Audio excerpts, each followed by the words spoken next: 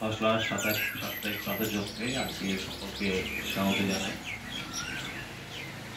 আমাদের এই পদযজ্ঞে আমরা নিয়মিত যে উপনিষদ পাঠ করছি, কঠোপনিষদ পাঠ আমরা এখন করছি। দ্বিতীয় অধ্যায়ের প্রথম বল্লী 9টি মন্ত্র আমরা ইতিমধ্যেই পাঠ করেছি। আজকে আমরা 10 নম্বর মন্ত্রটি পাঠ করব। পাঠ শুরুর আগেই এই যজুর্বেদীয় কঠোপনিষদের শান্তি মন্ত্রটি পাঠ করব।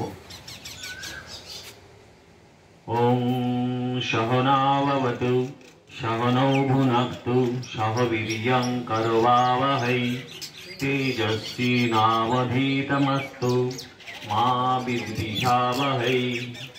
ওম শান্তি শান্তি শান্তিঃ। হরি ওম। আমরা দ্বিতীয় অধ্যায় প্রথম বলি 9টি মন্ত্র ইতিমধ্যে পাঠ করেছি। আমরা এর আগের যে দিন যে মন্ত্রটি পাঠ করেছিলাম সেটি একটুখানি আপনাদের মনে করিয়ে দিই। যে নবম মন্ত্রটি, তাতে যা বলা হয়েছিল যে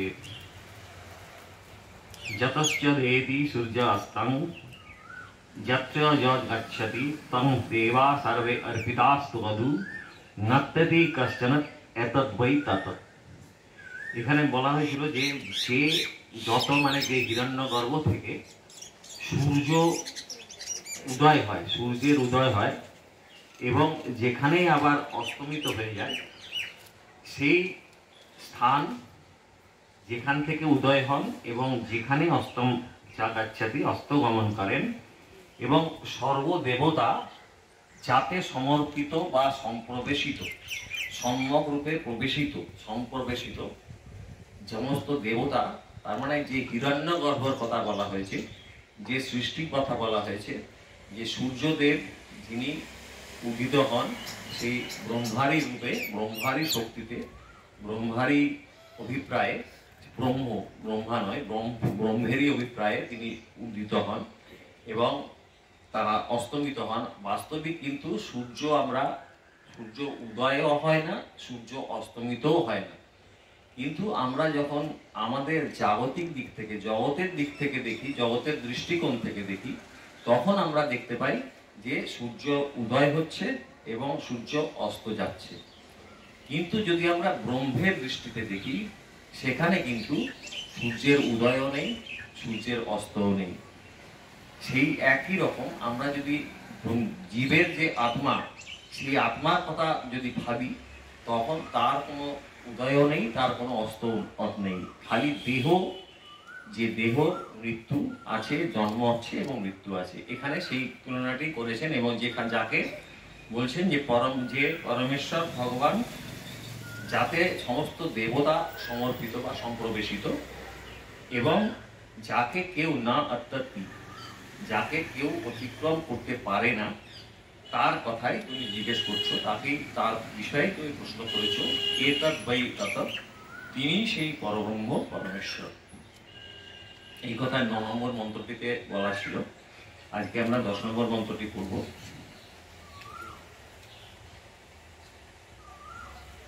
যদেবেহ তদম উত্র যদম অমূত্র তদন্নিহ মৃত্যু স মৃত্যুম আপনতি য় ইহ নানেব পশ্যতি। যদেবেহ মানে যৎ, এব ইহ, 3টি কথা আছে এখানে। যৎ এব ইহ, তদ অমূত্র যদ অমূত্র তদন্নিহ মৃত্যু স মৃত্যুম আপনতি য় ইহ নানেব পশ্যতি। এখানে বলছেন যে যৎ ইহ মানে যে পরব্রহ্মের কথা হয়েছে বলা, পরব্রহ্মের কথা বলা হয়েছে মানে এখানে বলছেন যে দেখুন, ব্রহ্মাদি থেকে স্তম্ভ পর্যন্ত সর্বভূতে এমন সব জীব আছে যাহারা ব্রহ্ম হইতে ভিন্ন এবং জন্ম মৃত্যুর অধীন। এইরূপ যে ভ্রম, সেই ভ্রমটি দূরীকরণের জন্য এই কথাগুলি, এই মন্ত্রটি বলা হয়েছে। আমাদের একটি ব্রহ্মাদি মানে ব্রহ্মা ইত্যাদি সৃষ্টির যখন আদি, ব্রহ্ম যখন এক থেকে বহু হতে চেয়েছেন, তিনি যখন জগৎ সৃষ্টি করতে চেয়েছেন তখন প্রথম সৃষ্টি হয়েছিল হিরণ্যগর্ভ, বা যাকে আমরা ব্রহ্মা বলি। এখানে সেই কথাই বলছেন ব্রহ্মাদি। ব্রহ্মাদি মানে ব্রহ্মা ইত্যাদি, মানে ব্রহ্মার সঙ্গে তারপরে যে পঞ্চভূত হয়েছে, তারপরে আরো সব দেবতা যারা বিষ্ণু মহেশ্বর ইত্যাদি সবাই হয়েছেন, সেই ব্রহ্মাদি থেকে স্তম্ভ পর্যন্ত। এখানে স্তম্ভ কথাটার মানে হচ্ছে একটা পিলার। সেই পিলার মানে হচ্ছে, এটা যে মিনিংটা হচ্ছে, সেই মিনিংটা বলতে চাইছে যে ব্রহ্মাদি মানে যেখান থেকে শুরু একদম উচ্চ, যে উচ্চ বর্গের যে সৃষ্টি, সেইখান থেকে একদম নিম্ন বর্ণের সৃষ্টি পর্যন্ত। স্তম্ভ মানে যেখানে এসে শেষ হয়েছে, সীমা বলা যেতে পারে একটা স্তম্ভ, সেইখান পর্যন্ত যা কিছু আছে সর্বভূতে, এমন সব কিছু যে জীব আছে তার কথাই বলা হয়েছে যাহারা ব্রহ্ম হইতে ভিন্ন এবং জন্ম মৃত্যুর অধীন। এইরূপ একটি ধারণা আমাদের মধ্যে আছে, আমরা সেটা ভাবি। সেই কথাই বলা হচ্ছে, সেই যে ভ্রম, সেই যে ভুল ধারণা, সেইটি দূরীকরণের স্বার্থে এই মন্ত্রটি বলা হচ্ছে। যেখানে বলা হচ্ছে কি জাত ইহ, যে ব্রহ্ম এখানে। এখানে মানে কোথায়? এই ইহলোকে, আমরা যে জগতে আছি সেই লোকে, ইহলোকে। যে ব্রহ্ম এখানে, তৎ এব অমূত্র, তিনি অমূত্র মানে পরলোকেও আছেন, তিনি ওখানেও আছেন। অমূত্র মানে সেখানে। এখানে জাত এব মানে এখানে, ইহ এবং ইহলোক, এবং অমূত্র মানে হচ্ছে সেখানে, এখানে এবং সেখানে, এই কথাই বলছেন। তিনি ওখানে মানে পরলোকে, ইহলোকে তার মানে কি ইহলোকেও আছেন এবং পরলোকেও আছেন। এবং তারপরে আবার বলছেন যিনি জাত অমূত্র। এখানে যেখানে ইহ কথাটার মানে কি হচ্ছে, ইহ মানে ইহ লোকটাকে আমরা কিভাবে ব্যাখ্যা করতে পারি, যে যেখানে শরীর ও ইন্দ্রিয়াদি উপাধি সমন্বিত এবং সংসার ধর্ম বিশিষ্ট বলিয়া প্রতিভাত। এই যে উপাধি সমন্বিত, এই উপাধি সমন্বিত হচ্ছে যেখানে বলা হচ্ছে কারণ, যে কোনো কিছু সৃষ্টি কিন্তু কার্য কারণ সম্পর্কিত, কারণ ছাড়া কার্য হয় না এবং কারণের জন্যে কার্য হয়। এই যে আমরা যে জগৎ আমরা দৃশ্যমান আমাদের কাছে, সেই জগৎ হচ্ছে কার্য। আর কারণ কি? অবশ্যই পরম ঈশ্বর, পরম ব্রহ্ম। তার কারণেই এই সমস্ত জগৎ সৃষ্টি হয়েছে। তাহলে কি হলো, যে কারণ এবং এবারে যেখানে বলছেন যে এই যে সংসার ধর্ম অমূত্র, আবার এখানে বলছেন যে অর্থাৎ শরীর ও ইন্দ্রিয়াদি উপাধি সমন্বিত। এই যে উপাধি, এই উপাধিটা কি? উপাধিটা কি? আমি আমাদের যে কোনো জগতের যা কিছু পরিচয় দেওয়ার জন্য উপাধি হচ্ছে রূপ আর নাম। রূপ এবং নাম এই দুটোই হচ্ছে উপাধি। আমরা এটাকে যদি একটুখানি ব্যাখ্যা করি, যে আমাদের যা মানব সারা জীব জগতে যা কিছু আছে তাদের দেখুন আলাদা আলাদা সবার একটা করে নাম আছে, একটা আকার আছে।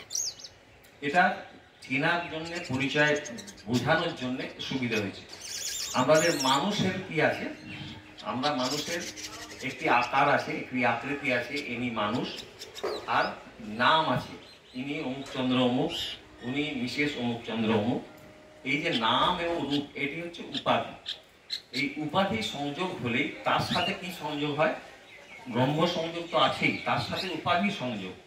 এই যে সংযোগ হয় জীব জগতে যা আছে, আমাদের এই আত্মা যে আছেন, আমাদের জীবাত্মা, তার সাথে উপাধি সংযুক্ত হয়ে আসে এবং তার ফলে কি হয়, তিনি জগৎ সৃষ্টি হয়। কার্য, এই যে কার্য, তার সাথে যে উপাধি যুক্ত হয়ে আছে, এর সাথেও ব্রহ্ম আছে, তার সাথে উপাধি যুক্ত হয়ে কার্য যেটা হয়েছে তার সাথে হয়েছে সেটা জগৎ হলো। আর কারণের সাথে উপাধি যুক্ত হয়ে সেটা হচ্ছে ঈশ্বর। কিন্তু দুটোই কিন্তু চৈতন্য এবং পরব্রহ্ম। সেটাই বলছেন এখানে, শরীর ও ইন্দ্রিয়াদি উপাধি সমন্বিত এবং সংসার ধর্ম বিশিষ্ট বলিয়ায় প্রতিভাত, যাহার কথা বলা হচ্ছে ইহলোকে, তাহাই অমূত্র মানে সেখানে। অমূত্র মানে সেখানে, সেখানে মানে কোথায়? পরলোকে। অর্থাৎ কি বলছেন, সাতমস্ত সংসার ধর্ম বর্জিত বিজ্ঞান ঘন ব্রহ্ম। সাতমস্ত মানে স্ব আত্মস্থ, স্ব আত্মস্থ সংসার ধর্ম বর্জিত, যেখানে সংসার ধর্ম নেই। কোথায় নেই? পরলোকে কোনো সংসার ধর্ম নেই, সেখানে জরা ব্যাধি মৃত্যু এসবের কথা নেই। সেই কথাই বলছেন যে সেই বিজ্ঞান ঘন ব্রহ্ম যেখানে, সেই কারণ রূপ ব্রহ্ম, সেখানে কথায় বলছেন অমূত্র। আবার কি বলছেন, তৎ অনু ইহ, তিনি এখানেও মানে এই জগতেও আছেন। য ইহ নানা ইহ পশ্যতি, যে ব্যক্তি এই দৃশ্যমান জগৎকে ভিন্নভাবে দেখে, অর্থাৎ ইত্য ইহ ত ইত্য এই ব্রহ্মে নানা ইহ নানাত্বের ন্যায় পশ্যতি, অনুভব করে। নানাত্বের ন্যায় পশ্যতি মানে কি, যে ব্যক্তি দৃশ্যমান জগৎকে ভিন্নভাবে দেখে। আমরা যে এই দৃশ্যমান জগৎকে দেখতে পাচ্ছি তাতেও কিন্তু ব্রহ্ম যুক্ত আছে। এই যে কারণ কার্যের সাথে উপাধি যুক্ত আছে, কিন্তু ঈশ্বরের সাথে যে উপাধি আছে সেটি যুক্ত হয়ে কিন্তু জগৎ, সেইটির মধ্যেও কিন্তু ব্রহ্ম আছেন। সেই যে নানাত্ব, সেই যে বৈচিত্র্য, সেই বৈচিত্র্যের মধ্যে ব্রহ্ম ছাড়া নয়, অবশ্যই ব্রহ্ম। কিন্তু তার কথা বলছেন, যে ব্যক্তি এই দৃশ্যমান জগৎকে ভিন্নভাবে দেখে, অর্থাৎ পরব্রহ্ম যেন নেই এখানে, জগৎ থেকে পরব্রহ্ম যেন আলাদা, এইভাবে যিনি দেখেন, যেখানে তার কথা কি বলছেন, স্বমৃত্যু, সেই ব্যক্তি মৃত্যু থেকে মৃত্যুকে আপনতি, সেই ব্যক্তি স্বমৃত্যু মৃত্যু আপনতি, সেই ব্যক্তি মৃত্যু থেকে মৃত্যুতে আবর্তিত হয়। মানে মৃত্যু আবার জন্ম আবার মৃত্যু, এই যে চক্র, সেই চক্রের জন্ম মধ্যে তিনি আবর্তিত হয়। মানে আবার তার জন্ম হয়, আবার মৃত্যু হয়, পুনঃ পুনঃ তার জন্ম এবং মৃত্যু হতে থাকে। আরেকটি ব্যাখ্যা হলো, সর্বশক্তিমান, সর্বান্তর্যামী, সর্বরূপ, সমস্ত কিছুর একমাত্র কারণ পরব্রহ্ম পুরুষোত্তম, যিনি এখানে এই পৃথিবীতে রয়েছেন, তিনি পরলোকে অর্থাৎ দেব, গন্ধর্ব আদি বিভিন্ন লোকেও রয়েছেন।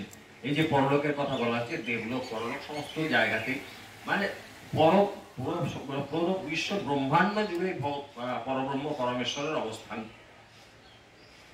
একই পরমাত্মা অখিল ব্রহ্মাণ্ডে ব্যক্ত হয়ে আছেন, কোথাও নেই এমন নয়।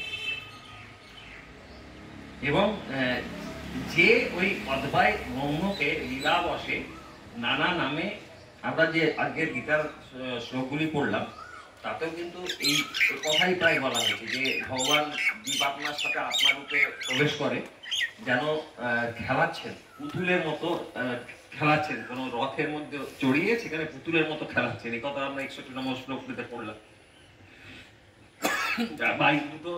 বাকি দুটো যে শ্লোক, সেগুলোতেও কিন্তু এই একই ধরনের কথাই বলা হয়েছে। তো সেই কথাই বলছেন যে তাকে, যে ওই অদ্বয় ব্রহ্মকে লীলাবশে নানা নামে এবং নানা রূপে প্রকাশিত হতে দেখেও মোহবশে তাতে নানাত্বের কল্পনা করে। ওখানে যে ব্রহ্ম অবস্থান করছেন জীবের সাথে প্রতি মুহূর্তে, প্রতি যে কার্যের সাথে উপাধিযুক্ত হয়েও, কার্যের সাথে উপাধিযুক্ত মানে এখানে ব্রহ্ম উপাধিযুক্ত হয়েছেন কার্যের সাথে, সেটি তিনি আলাদা করে দেখতে পারেন না। নানাত্বে তিনি ভাবেন কি, যে ব্রহ্ম আলাদা, এখানে বোধহয় ব্রহ্ম জীবাত্মার সাথে ব্রহ্ম আত্মা নেই, এইটি যিনি ভাবেন। এর আগের মন্ত্রগুলিতেও প্রায় একই ধরনের বলা হয়েছে, আলাদা করে আলাদা উদাহরণ দিয়ে।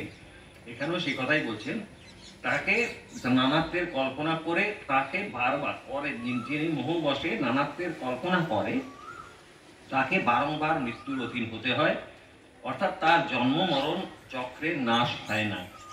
অতএব দৃঢ়তার সঙ্গে স্বীকার করতে হবে যে সেই একই পরব্রহ্ম পরমেশ্বর আপন অচিন্ত শক্তি দ্বারা নানা রূপে প্রকাশমান, আর এই সমগ্র জগৎ অন্তর্বাহিরে ওই একই পরমাত্মার দ্বারা ব্যক্ত হয় বাস্তবে তারই স্বরূপ।